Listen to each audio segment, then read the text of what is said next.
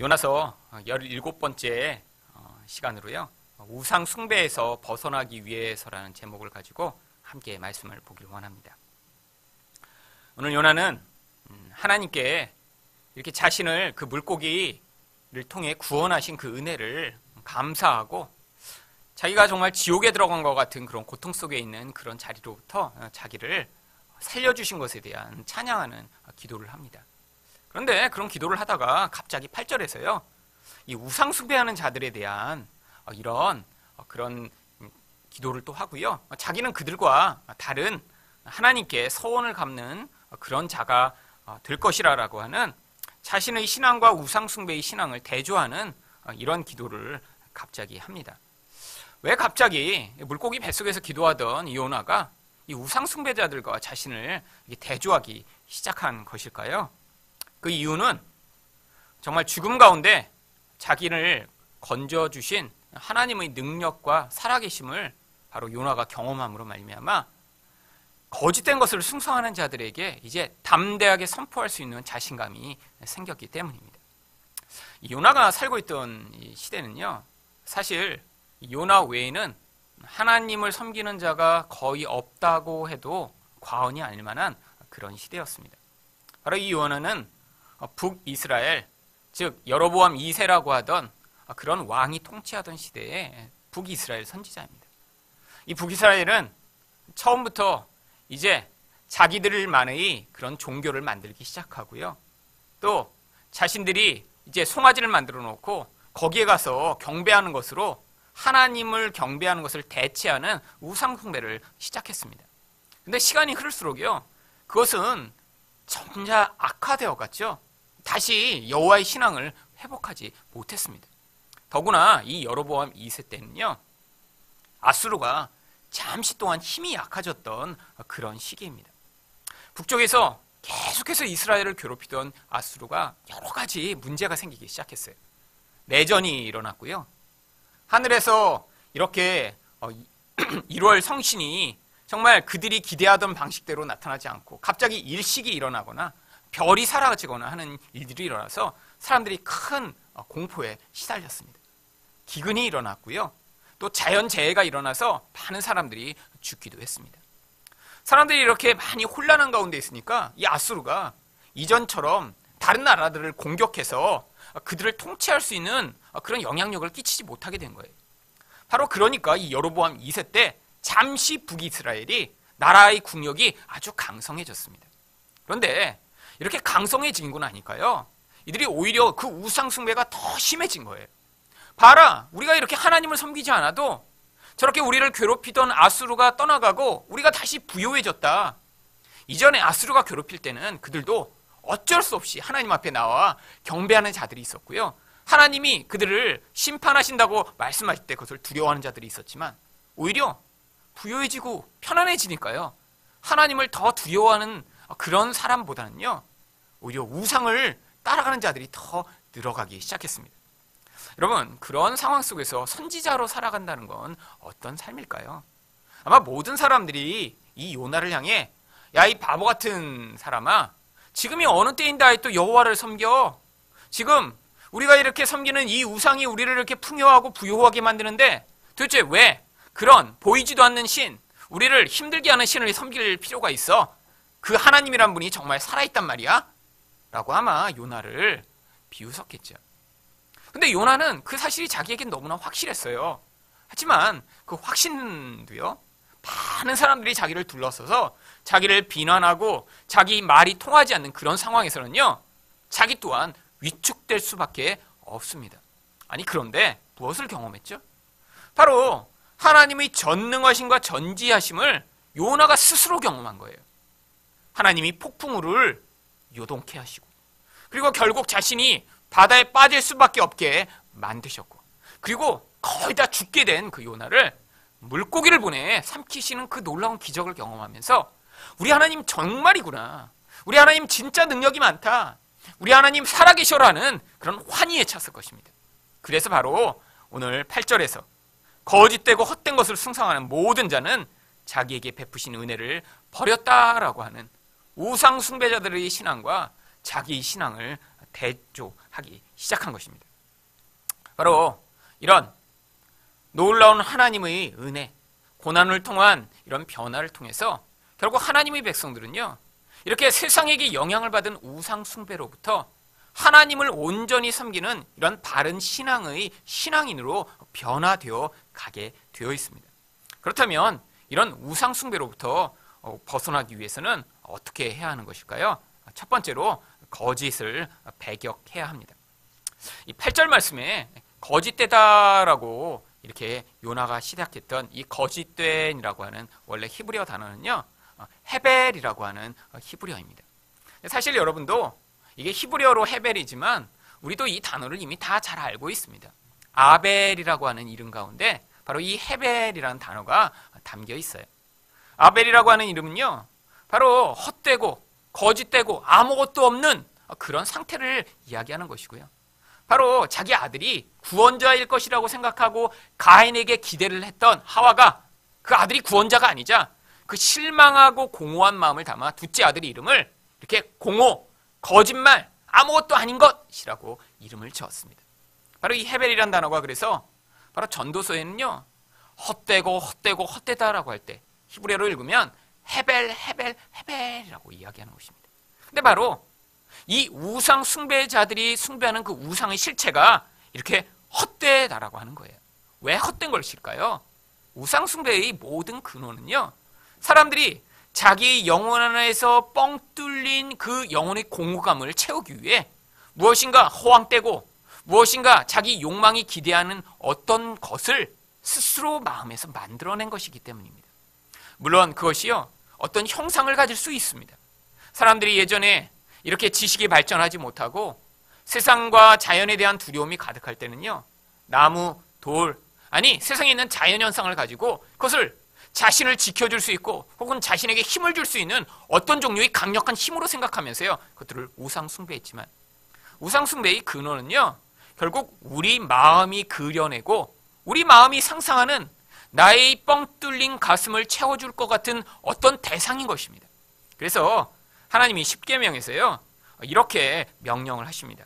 출애굽기 20장 4절에 보시면요, 너를 위하여 새긴 우상을 만들지 말고 또 위로 하늘에 있는 것이나 아래로 땅에 있는 것이나 땅 아래 물속에 있는 것의 어떤 형상도 만들지 말며, 이런 사람들이 만들어내는 그 모든 형상이 무엇을 목적하고 있는 것이냐면 자기 자신을 위한 목적으로 그것들을 형상화한다는 거예요.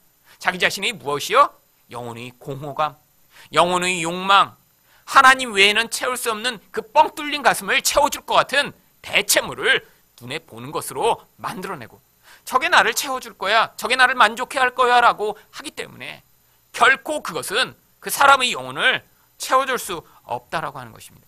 그런데 문제는요, 모든 인간은 이런 영혼의 끊임없는 갈망과 욕망으로부터 자유를 얻기 위한 몸부림 가운데 무엇인가 눈에 보이고 무엇인가 쉽게 얻을 수 있는 것을 우상처럼 여기며 그것을 붙드는 영적 경향성을 가지고 있다라고 하는 사실입니다.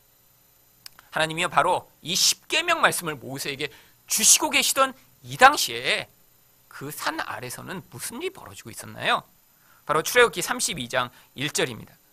백성이 모세가 산에서 내려옴이 더딤을 보고 모여 백성이 아론에게 이르러 말하되 일어나라, 우리를 위하여 우리를 인도할 신을 만들라. 이 모세 곧 우리를 애굽 땅에서 인도하여 낸 사람은 어찌 되었는지 알지 못함이니라. 하나님이 너희를 위하여 신을 만들지 말라라고 명령하고 계신 바로 그 산 아래서는요, 지금 어떻게 하고 있어요? 중간에 보시면 우리를 위하여 우리를 인도하는 신을 만들어내라. 사람들이 이렇게 우상 숭배의 그 경향성을 견디지 못해서 모세가 산에 올라가 하나님께 계명을 받는 40일 동안도 기다리지 못하고 또 우리를 위한 신, 나를 위한 그런 형상을 만들고자 한 것입니다. 그렇게 해서 나온 형상이 무엇이죠? 바로 송아지 형상이죠. 하필이면 많은 것 중에 왜 송아지를 만들었을까요? 사람의 영혼을 채워줄 것처럼 속이는 가장 대표적인 것이요, 세상의 풍요와 물질이기 때문입니다. 바로 이 소는요, 그들이 살고 있던 애굽 땅에서는요, 마치 지금 커다란 건물 하나를 소유하고 월세를 받는 그런 사람인 것처럼 소 한 마리가 있으면요, 땅을 쉽게 갈고요. 거기다 농사를 지을 수 있어서 남보다 몇십 배나 더 쉽게 농사를 짓고 더 많은 땅을 개간하고 그리고 더 많은 풍요를 얻게 되는 그런 사람들이 풍요의 도구였습니다. 사람들이 이렇게 부요를 가져다 주니까요. 사람들이 그거를 신으로 섬기기 시작한 거예요. 여러분, 그래서 사람들이요. 우리를 위한 신이라고 할 때 이 모든 우상의 실체들은요. 이렇게 우리 영혼을 만족시켜 줄 것 같은 그런 거짓말을 하며 우리를 속이는 것입니다. 오늘도 신문에 보니까 어느 일가족이 또 이제 엽총으로 또 이렇게 살해됐더라고요. 그런데 그 이유가 뭐냐면 그 80 먹은 할아버지부터 이제 다 이제 조카가 와서 총으로 쐈는데 바로 돈 문제 때문이에요. 돈 문제. 이전에는 그 할아버지가 농사를 짓고 동네에서 가난하게 살 때는 문제가 없었어요. 돈이 없으니까. 그런데 그 할아버지가 농사를 짓던 그 땅이 정부에서 수용이 됐습니다. 그래서 토지보상금이 수십억 원이 나왔어요. 그러니까 그 사실을 알게 된 이 조카가 와서 협박하고 돈 내놔라고 그러는데 안 주니까 총으로 와서 다 죽이고 거기를 찾아갔던 경찰까지 쏘고 그리고 자기도 자살해서 또 죽었어요. 여러분, 돈이라는 건요. 사람들이 이렇게 남의 생명을 빼앗고 심지어는 나 자신의 생명까지도 그 결과로 요구하는 그런 무서운 영향력을 가진 것입니다. 왜? 사람들에게는요. 이렇게 보이지 않는 영혼을 하나님으로 말미암아 채워야 된다는 생각을 우리는 할 수가 없어요. 우리 영혼 안에서 끊임없이 나오는 모든 경향성은요. 눈에 보이는 어떤 것으로 나의 이 갈급함을 채울 수 있겠지라고 하는 끊임없는 우상숭배적 경향입니다. 돈뿐만이 아니에요. 사람들에 대한 인기, 내가 사람들 앞에 가지는 힘, 사람들이 나를 향한 평가 이런 것도요. 사람들이 이렇게 돈처럼 자기 영혼이 뻥 뚫린 영혼을 채우고자 하는 경향성으로 추구하는 우상숭배적 대상입니다. 여러분, 이런 경향성이 우리에게도 계속해서 반복되고 있는 것이에요.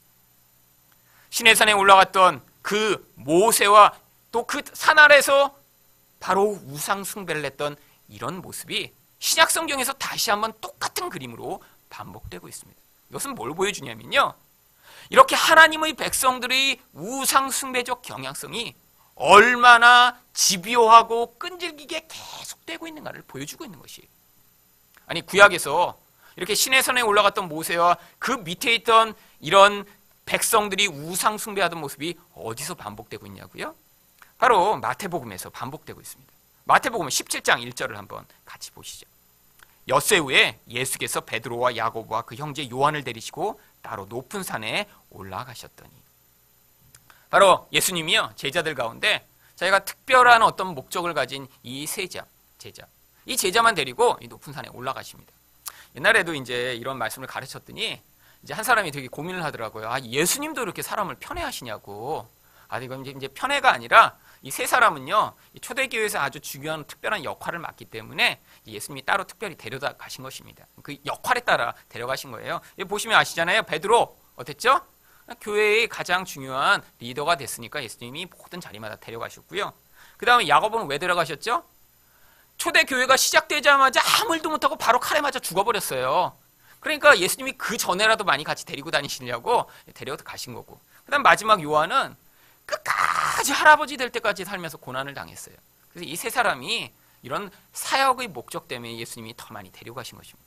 그런데 이들과 예수님이 어디 가셨죠? 나머지 제자들은 지금 마치 구약의 그림처럼 똑같이 산 밑에서 지금 머물고 있어요.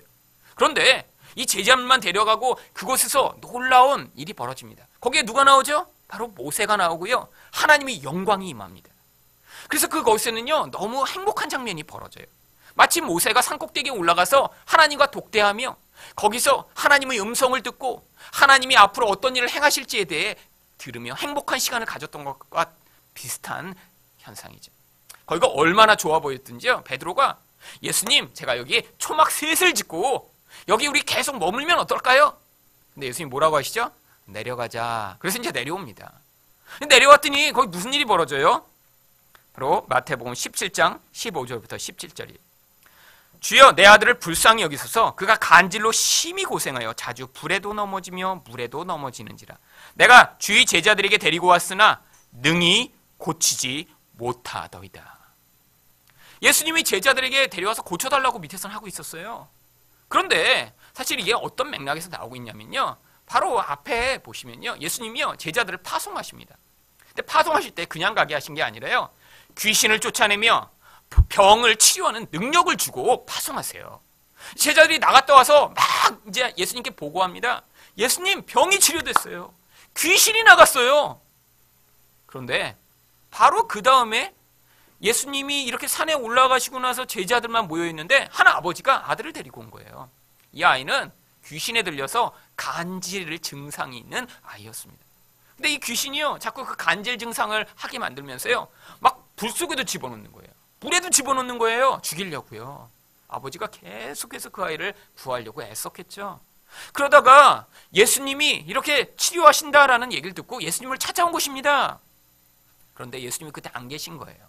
그러니까 제자들이 모여 있으니까, 아니 예수님 어디 가셨어요? 우리 아이가 아픈데 좀 이 아이 좀 고쳐달라고 부탁을 해야 됐네요. 제자들이 뭐라고 했을까요? 걱정 마세요. 데리고 오세요. 우리들이 할 수 있어요. 이전에도 해봤거든요. 그런데 붙잡고 아무리 기도해도 아무 일도 안 일어나는 거예요. 근데 예수님이요, 오시더니 뭐라고 이 제자들을 야단치시냐면 마태복음 17장 17절입니다. 예수께서 대답하여 이르시되 믿음이 없고 패역한 세대요. 여러분, 여기 패역하다라고 하는 단어는요, 아주 악한 그런 표현으로 사용되는 거예요. 패역하다, 하나님의 뜻을 거스리고 반역하는 대상이라는 표현으로요, 구약에서 우상 숭배를 했던 이스라엘 백성들을 질책할 때 선지자들이 사용했던 바로 그 단어입니다. 아니 귀신 못 쫓았다고 패역하고 믿음이 없는 세대인가요? 아니 왜 예수님이 이렇게 야단치시죠? 뭐라고 또 얘기하시냐면, 내가 얼마나 너희와 함께 있으며 얼마나 너희에게 참으리요. 도대체 못 견디겠다는 거예요, 예수님이. 내가 도대체 너를 얼마나 더 데리고 있어야 되겠느냐. 여러분, 도대체 무슨 일이 벌어진 것일까요? 바로 제자들의 우상 숭배가 여기서 폭로된 것입니다. 어떤 우상 숭배요? 구약 성경과는 달리요, 여기서는요 제자들이요, 내가 그 힘을 마치 소유하여 그것으로 나는 예수님의 제자니까, 이전에도 해봤으니까 아무나 데리고 와봐, 내가 멋지게 고쳐줄게 라고 하는 바로 자기 자랑과 자기 영광을 추구하는 우상 숭배가 여기에서 드러난 거예요. 그게 바로 믿음이 없는 모습이고요, 하나님을 반역하는 우상 숭배의 모습인 것입니다. 그럼 바로 이게 하나님 백성의 모습들이에요. 한때는요, 마치 이렇게 구약의 이스라엘 백성들처럼 마치 애굽에서 추구하던 그런 송아지를 같이 숭배하며, 그 송아지가 우리 영혼이 뻥 뚫린 것을 채워줄 수 있는 하나님인 것처럼 추구하며, 하나님 돈 주세요, 하나님 더 부자 되게 해주세요, 하나님 더 강한 자가 되게 해주세요, 끊임없이 몸부림치던 우리의 모습. 아니면 조금 내가 이제 먹고 살게 됐고, 조금 내가 이제 어떤 능력을 갖추게 되면 그 다음에는 사람들 앞에서 나는 이런 존재야, 나는 이런 정도의 능력이 있으니까 내게는 이런 일들을 처리할 수 있는 힘과 능력이 있어라고 보여주고 싶은 그런 모습. 여러분, 이게 바로 다 하나님을 믿지 않고 자기를 믿고 눈에 보는 것을 의존하는 우상 숭배의 모습인 거예요. 여러분, 그래서 예수님이요 이렇게 강하게 질책하시고 야단치신 것입니다. 예수님이요 뭐라고 그리고 그들에게 말씀하시냐면, 마태복음 17장 19절부터 20절입니다. 제자들이요 너무 이상한 거예요. 그래서 제자들이 와서 물어봅니다. 이때 제자들이 조용히 예수께 나와 이르되 우리는 어찌하여 쫓아내지 못하였나이까? 이르시되 너희 믿음이 작은 까닭이라. 진실로 너희에게 이르노니 만일 너희에게 믿음이 겨자씨 한 알만큼만 있어도 이 산을 명하여 여기서 저기로 옮겨지라 하면 옮겨질 것이요 또 너희가 못할 것이 없으리라. 여러분, 믿음이라는 게 뭐죠? 믿음은요 나의 영광을 추구하고 그것을 확장하기 위해 내가 가진 것을 의존하지 않고요, 하나님이 그 모든 것을 행하실 것에 대한, 하나님의 뜻대로 그 모든 것들이 이루어질 것에 대한, 하나님이 그 모든 권세를 가신 것에 대한 모든 의존을 얘기하는 것입니다. 그런데 겨자씨만한 믿음도 이 제자들에게는 없던 것이에요. 왜? 나의 영광을 위해 내가 가지고 있던 내 지위와 내 힘을 가지고 한번 발휘해보고자 했기 때문이죠. 여러분, 여기서 이런 겨자씨만한 믿음은요 바로 하나님이 이렇게 인간의 우상 숭배를 파괴하심으로 말미암아 결국 산이 옮기는 것 같은 그런 놀라운 기적적인 일들이 하나님이 그 일을 행하신다는 그 믿음으로 우리가 세상을 향해 자기 자신을 놓고 기도할 때 하나님이 그 우상 숭배를 파괴하시며 결국 거짓된 것 대신에 진리를 온전케 하실 하나님이 되심을 믿는 믿음 안에서 나타나는 결국이라는 것입니다. 여러분, 하나님의 백성들로 끊임없이요 이런 우상 숭배에 영향을 받아요. 근데 그 우상 숭배의 본질이 뭐예요? 거짓말입니다. 거짓말. 어떤 거짓말이요? 바로 그런 것들로 우리 영혼의 빈 공간을 채울 수 있다라고 하는 그런 거짓말이요. 여러분, 하나님이요 우리에게 요구하시는 믿음은 바로 우리 이 뻥 뚫린 영혼을 그런 세상의 것이 아니라 하나님이 주시는 예수 그리스도로 말미암는 생명으로만 채우실 수 있다라고 하는, 세상 사람들은 아니라고 주장하지만 하나님의 진리의 말씀이 맞다라고 주장하는 그것을 믿는 믿음에 우리 모든 믿음이 근거하고 있는 것입니다. 여러분들이 그걸 믿으셔야 이 거짓된 우상 숭배로부터 자유함을 얻고 우리 뻥 뚫린 영혼이 하나님이 주시는 생명으로 풍요하게 되는 그런 놀라운 은혜를 누리실 수 있는 것이죠. 두 번째로 우상 숭배에서 벗어나기 위해서는 어떻게 해야 하는 것일까요? 바로 이 요나가 우상 숭배에 대해 얘기할 때 헛되다라고 얘기합니다.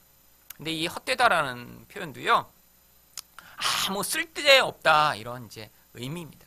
헤벨과 거의 유사한 샤에라고 하는 히브리어를 사용하는데요, 의미가 약간 틀려요. 앞에 나왔던 헤벨이라고 하는 이런 거짓말이란 단어는 정말 속이 내가 뭐가 이렇게 차 있는 줄 알았어요. 이게 이제 박스가 있는데 그 안에 맛있는 게 들어있는 줄 알고 열었는데 속이 뻥 비워버린 정말 그런 현상일 때 헤벨 얘기하지만, 여기 샤에는 내가 이게 쓸모가 있는 줄 알고 뭔가를 쓰려고 했는데 아무 소용이 없는 거예요. 막대기가 내가 이렇게 짚고 지팡이로 쓰려고 했는데 짚어보니까 뚝 부러져 버려서 소용이 없는 그런 상태. 여러분, 그게 바로 우상의 모습이라는 것입니다.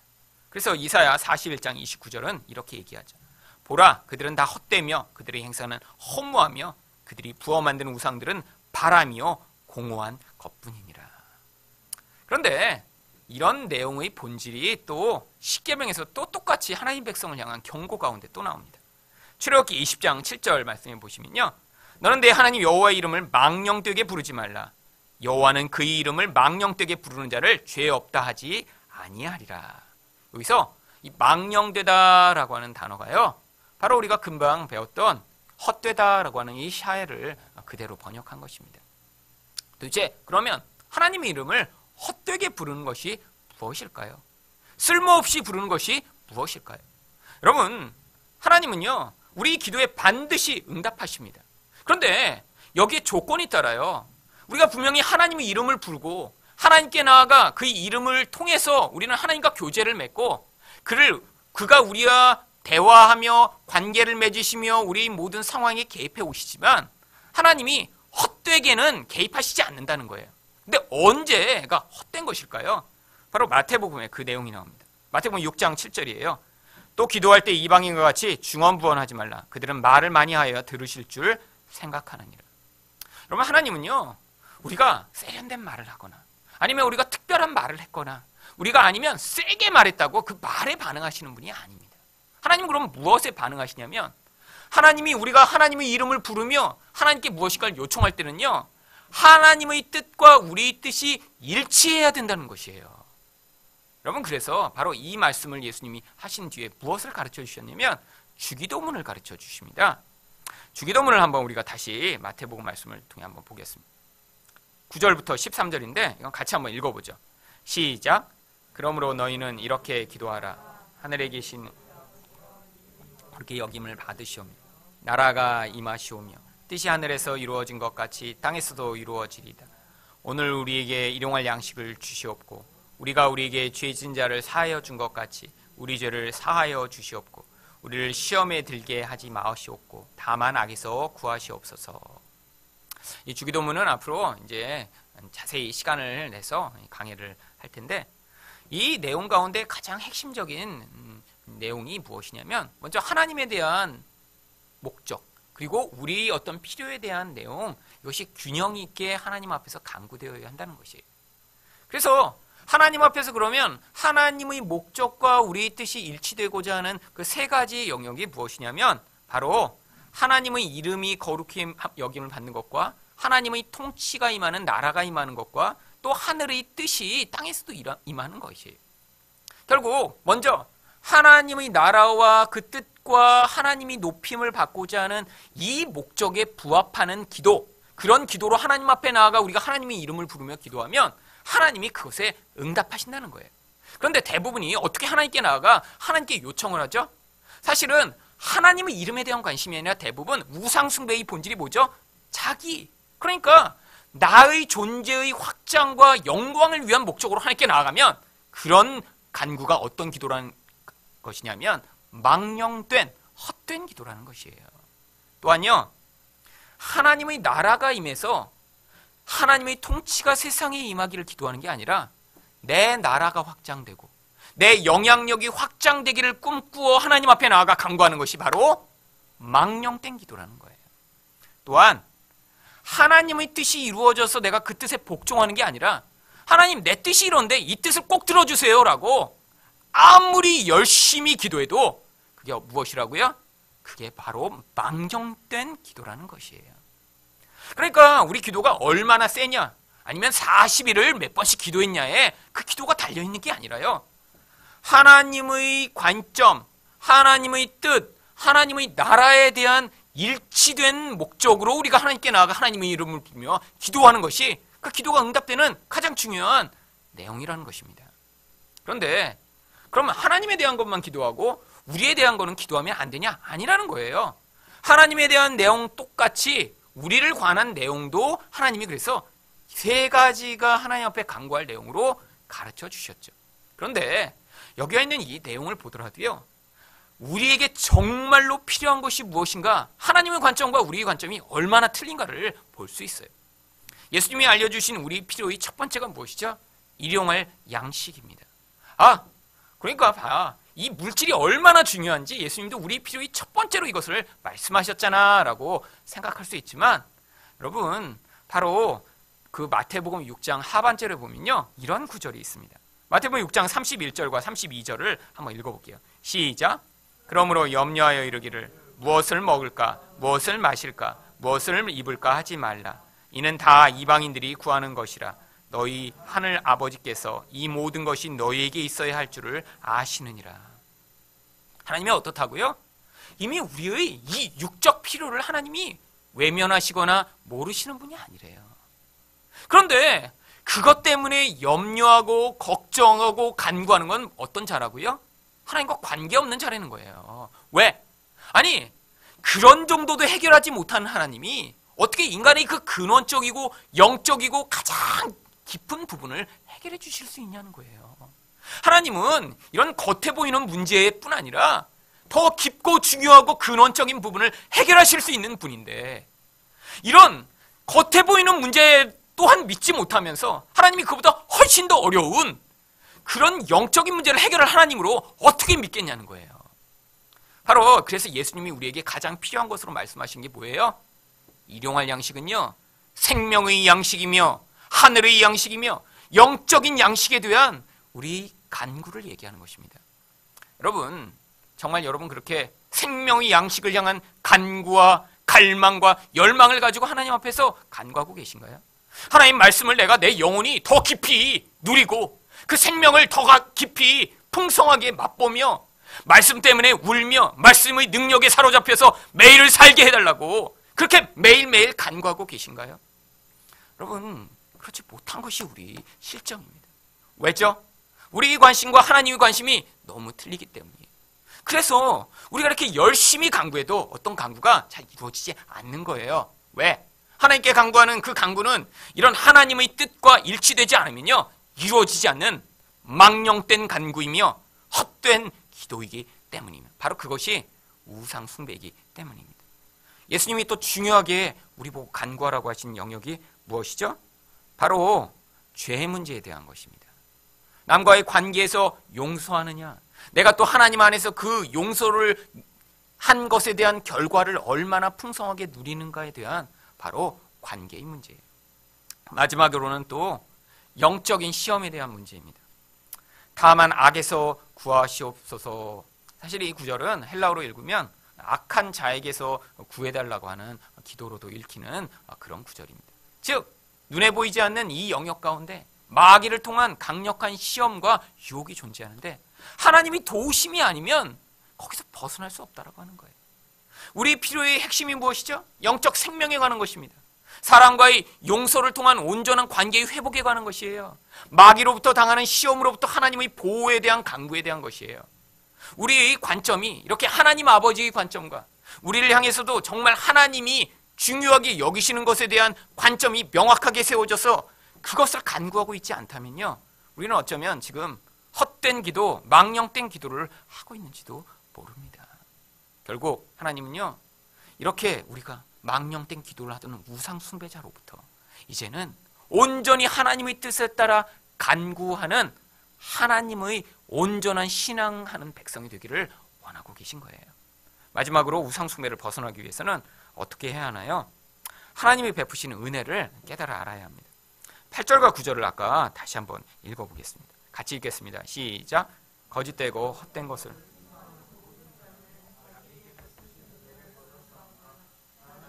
목소리로 주께 제사를 드리 나의 서원을 주께 갚겠나이다. 구원은 여호와께 속하였나이다 하니라. 여러분, 우상 숭배하는 자들은요, 왜 하나님께 이렇게 은혜를 갚지 못할까요?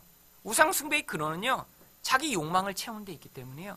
무엇인가 도움을 받았더라도 하더라도요, 그것이 하나님께 돌려줘야 하는 그런 은혜의 결과가 아니라 나로부터 말미암은 것이고 나의 욕망을 위한 결국에 끝나는 거예요. 그래서 우상 숭배자들은요, 결국 감사가 없습니다. 하나님 백성은 근데 뭐죠? 결국 이 우상 숭배, 나의 힘과 나의 욕망과 나의 것을 추구하던 거기서부터 하나님의 은혜가 아니면 해결될 수 없는 이런 영적인 생명에 관한 문제를 하나님으로부터 해결받고 나니까 결국 이 모든 것에 대한 감사와 영광을 하나님께 돌릴 수밖에 없는 것이죠. 결국 하나님이 베푸신 은혜에 대한 반응이 그 사람이 진짜 하나님의 백성인가 우상 숭배자인가를 결정짓는 중요한 그런 바로미터가 된다라고 하는 것입니다. 결국 하나님이 그래서요, 하나님 백성들은요, 살면서 나 같은 은혜를 받지 못할 자가 어떻게 하나님의 은혜로 말미암아 이 자리까지 왔는가라는 고백을 인생에서 반드시 하게 만드세요. 근데 여러분이 교회를 열심히 다니시면서 그래도 내가 이렇게 열심히 교회 생활을 했으니까, 내가 그래도 다른 사람에 비해서는 충성을 다했으니까 내가 이만큼 되었지, 이런 자는요, 우상 숭배를 하고 있었던 거예요. 어떤 우상 숭배요?